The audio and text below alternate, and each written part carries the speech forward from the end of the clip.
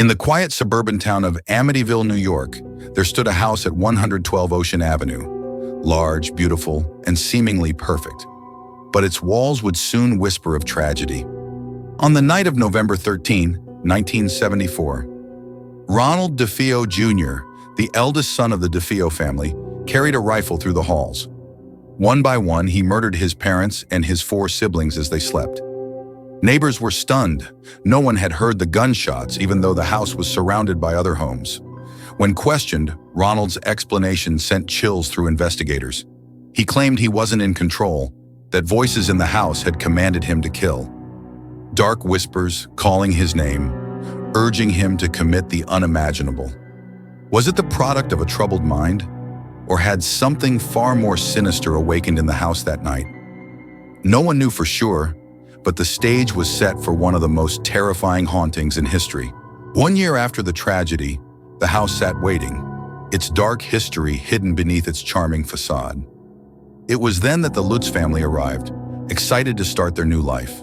George and Kathy Lutz, along with their 3 children, thought they had found their dream home. It was spacious, beautiful, and surprisingly affordable. But as they unpacked their belongings, an unease began to creep into their lives. On the very first day, strange occurrences began. The family dog refused to enter certain rooms, barking furiously at unseen forces. Doors slammed shut with no explanation, and the house felt unnaturally cold, even when the heating was on. Kathy described the air as heavy, as though something unseen was watching them. The Lutzes were unaware of the dark events that had occurred just months earlier, but soon the house would make its secrets known, and their lives would never be the same. It began with George Lutz waking up at the exact same time every night, 3:15 a.m. The significance would soon become horrifyingly clear. It was the exact time Ronald DeFeo Jr. had murdered his family. George would sit awake in the darkness, listening to sounds echoing through the house, footsteps, whispers, and faint knocks that seemed to come from within the walls. As the days passed, George became obsessed with the house. He felt drained, cold and detached, almost as though the house was consuming him. He would stare for hours into the roaring flames of the fireplace, losing track of time. At the same time, the family began to experience vivid nightmares, and their once happy home was now filled with fear.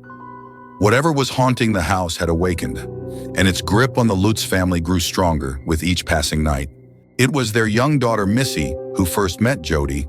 Missy described her as a friend, a pig-like creature with glowing red eyes that only she could see. At first, her parents brushed it off as an imaginary friend. But one night, as George and Kathy checked on their daughter, they saw something that shook them to their core. Outside Missy's window, glowing red eyes stared back at them. Jody wasn't imaginary. From that night, the encounters grew more disturbing. George and Kathy would hear Missy talking to Jody late at night, describing the creature as kind and protective. But soon, Jody's influence turned darker. Objects would move in Missy's room on their own, and the family's fear turned to outright panic. Was Jody a spirit, a demon, or something far worse? Whatever it was, it had made itself known, and it wasn't leaving. By the 4th week, the house had become unbearable. Green slime oozed from walls, furniture slid across rooms, and unseen forces grabbed at the family. Kathy described feeling an icy hand on her shoulder, while George claimed he heard guttural voices calling his name. The breaking point came when Kathy was lifted into the air by an invisible force and thrown across the room. Terrified and desperate, the Lutz family gathered what little they could and fled the house in the dead of night. They left everything behind, clothes, furniture, even cherished family photos, convinced the house was trying to destroy them. After escaping, paranormal investigators, including the famed Ed and Lorraine Warren, visited the house. They declared it a hotbed of demonic activity. During one investigation, a chilling photo was taken, showing the ghostly figure of a young boy peering out from a doorway. The image became proof for many that the house was haunted. The Lutz family's story became the stuff of legend, a tale of terror that continues to haunt the world to this day.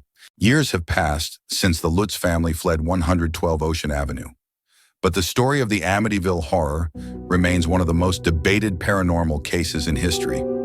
Skeptics have called it a hoax, while others believe the house was truly cursed. The image of the ghostly boy, the accounts of demonic whispers, and the sheer terror the family experienced cannot be easily dismissed. The house still stands today, though its infamous windows have been altered to disguise its chilling appearance. But those who have lived there since claim the house is quiet, that its dark energy has faded. Or has it? Some believe the spirits lie dormant, waiting for the right moment to awaken once more. Was the Amityville Horror real, or was it a fabrication born of fear and legend? The truth remains elusive, and the house continues to cast its shadow over those who dare to ask. One thing is certain, the story of 112 Ocean Avenue will never be forgotten. Even decades after the events at 112 Ocean Avenue, the Amityville Horror continues to captivate and terrify people around the world. Books have been written, movies have been made, and skeptics and believers alike have tried to uncover the truth.